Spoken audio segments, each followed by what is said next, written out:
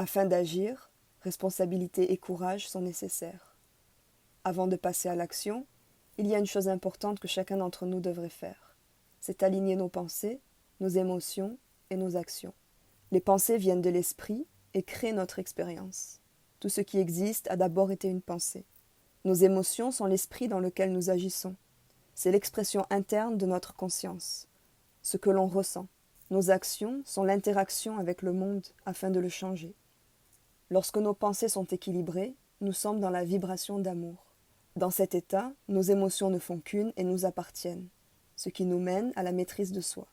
Lorsque nos actions sont aussi équilibrées, il nous est possible d'aller vers la vraie liberté.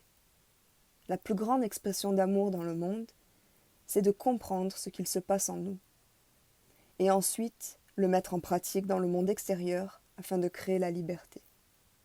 Lorsque nos pensées sont en déséquilibre, nous sommes alors dans la vibration de peur.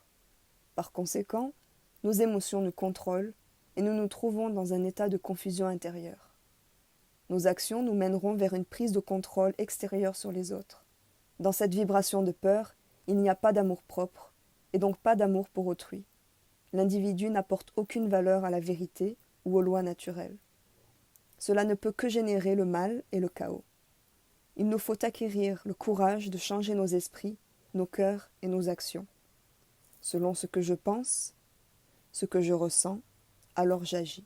Seules les actions pourront nous aider à sortir d'une situation chaotique et nous libérer. Vouloir un monde meilleur sans passer à l'action n'apportera aucun changement.